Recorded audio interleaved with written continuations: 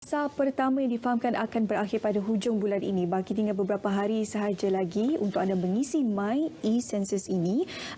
Kami kongsi pada anda kelebihan sebenarnya kalau kita sama-sama memberikan data kita kepada mereka ini untuk dibanci kerana ini merupakan tahun ke-6 dan diadakan sangat jarang sekali. Jadi hari ini di studio kami bawakan iaitu Hajah Nur Hayati Jantan selaku pengarah kanan bahagian perangkaan akaun negara. Apa khabar?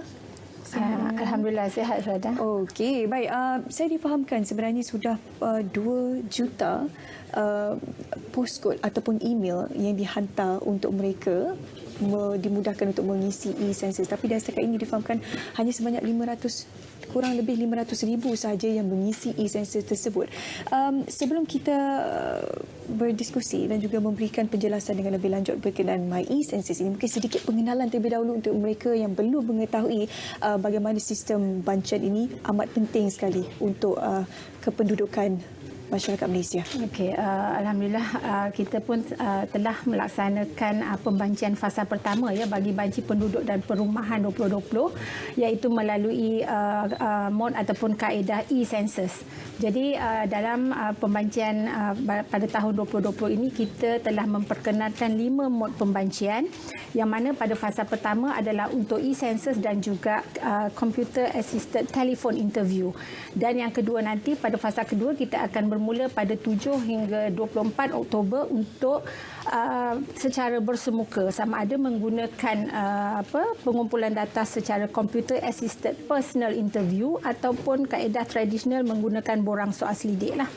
Jadi di sini pada pagi ini kita ingin menarik perhatianlah seluruh rakyat Malaysia bahawa Jabatan Perangkaan Malaysia telah menyediakan platform secara online untuk menjawab soalan-soalan banci ini selari dengan kepesatan teknologi dan juga perkembangan negara sekarang lah, terutamanya berkaitan dengan pandemik COVID-19 ya. Jadi kita sangat mengharapkan 2 juta postcard yang telah kita hantar kepada tempat-tempat kediaman terpilih iaitu kebanyakannya di kawasan kondominium, apartmen, kawasan perumahan tersusun dan juga kawasan-kawasan yang kita jangkakan mempunyai liputan internet yang baik. Untuk mereka login ataupun masuk ke sistem e-census dan melengkapkan borang. Jadi setakat hari ini seperti mana yang Syuhada maklumkan tadi, lebih kurang 500,000 ke 600,000 telah pun login dan daripada jumlah tersebut hampir 500,000 ya telah pun menghantar. Jadi kita ada baki dalam 100,000 lebih lagi yang telah masuk tapi belum melengkapkan dan hantar. Jadi kita mengharapkan supaya proses ini diselesaikan sebelum 30 September dan kita pun tak nak towards the end tu nanti ada congested traffic di sana kan traffic macam juga kita menghantar borang LHDN kan.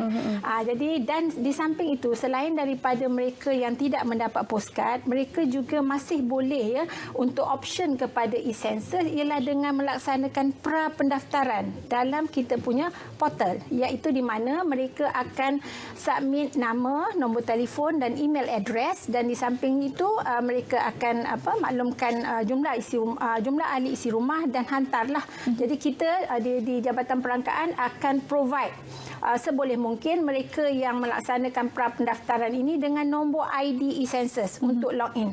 Jadi setiap orang yang hendak menjawab kepada e-census mestilah mempunyai ID e-census terlebih dahululah. Jadi that's why kita menggalakkan mereka yang dapat postcard tu untuk login lah sebab mereka memang confirm telah ada ID e-census berbanding dengan mereka yang tidak mendapat postcard ya. Okey. Ada tertanya lepas dapat postcard tu apa yang mereka perlu lakukan? Anda perlu ke laman sesawang Malaysia e-Census untuk mengisi nama penuh anda perlu mengisi email anda, nombor telefon anda dan di situ akan terdapat beberapa kolom. Anda perlu isi postcode, 4 postcode tersebut yang akan diberikan menerusi postcode ataupun email. Tapi difahamkan ada beberapa individu yang mungkin tidak menerima postcode tersebut perlu pra-register terlebih dahulu, di manakala masa seorang mereka perlu membuat pendaftaran tersebut. Ya, untuk pra-pendaftaran seperti saya maklumkan tadi, dia dalam website yang samalah, iaitu mycensus.gov.my. Cuma kalau mereka yang telah menerima postcard, mereka akan memilih option untuk first time login lah. Bagi mereka yang tidak mendapat postcard, mereka perlu membuat pengesahan terlebih dahulu email, dan ID e-census akan dihantar kepada email lah. Jadi di sana nanti selepas kita mendapat ID e-census, kita akan masuk balik seperti mereka yang mendapat postcard.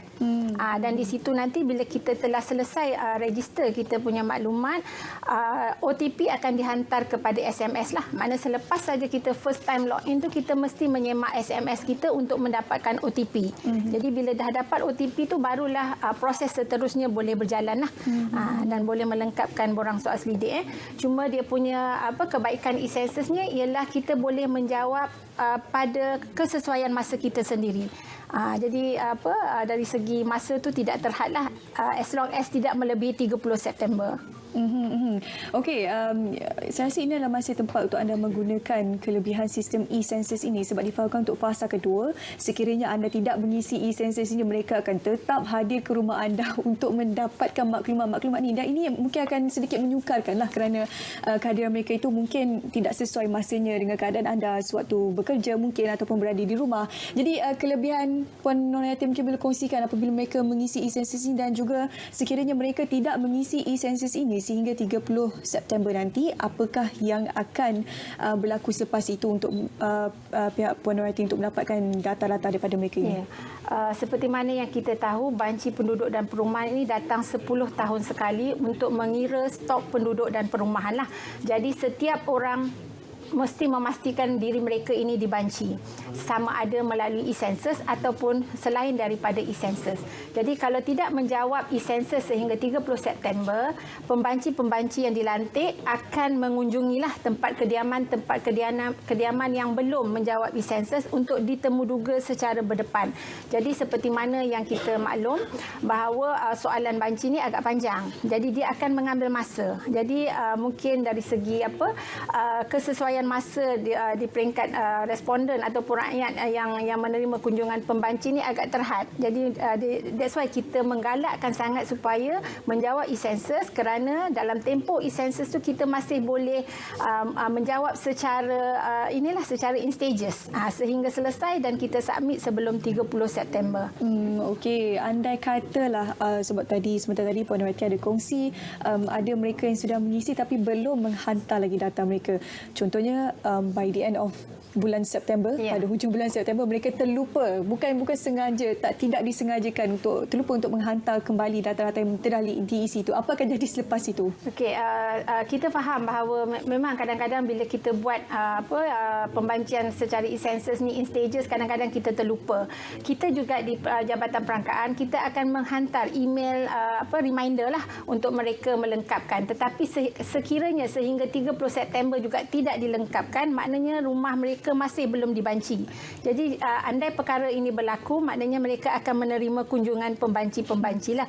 Jadi tapi kita harapkan mereka meneruskan untuk melengkapkan borang tersebut secara online dan submit sebelum 30 September. Okey, jom kita kongsikan kepada penonton Pagi Malaysia apa sebenarnya kepentingan untuk mereka ini dibanci. Mungkin sebab mereka tidak nampak kelebihan itu secara langsung terhadap diri mereka. Jadi kita kongsi pada mereka pada pagi ini untuk memberikan sikit kesedaran kenapa mereka perlu mengisi e-census ini.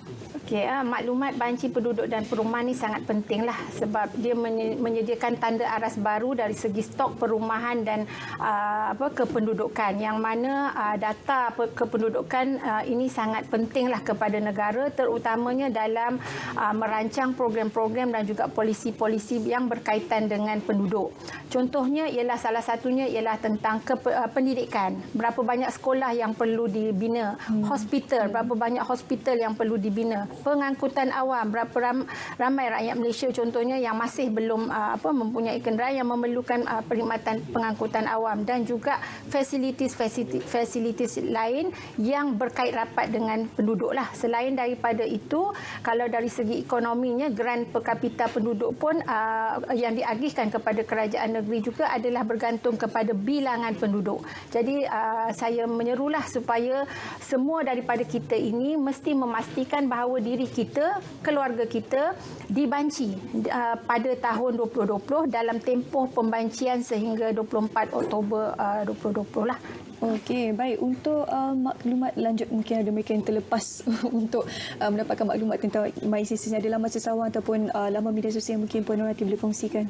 Okey, maklumat berkaitan banci ni juga kita, selain daripada portal mysensus.gov.my ni, kita juga ada Facebook, platform Instagram dan juga Twitter lah. Jadi memang sentiasa dikemaskini berkaitan dengan maklumat-maklumat terkini proses pembancian pada tahun 2020. Okey, baik. Terima kasih kepada Puan Haja Nur Hayati Jantan selaku pengarah kanan bahagian perangkaan akaun negara bersama dengan kita hari ini untuk berkongsi berkenaan e-Sensus. Jangan lupa untuk isi sekiranya anda sudah pun menerima postcard ataupun email tersebut sehingga 30 September 2020. Jika tidak, rumah anda akan dikunjungi oleh kaki tangan mereka ini dan mendapatkan data, dan pastikan anda dibanci untuk tahun ini. Baik, kita akan berehat seketika. Kembali selepas ini ada banyak lagi perkara menarik kita akan kongsikan bersama dengan anda. Jangan ke mana.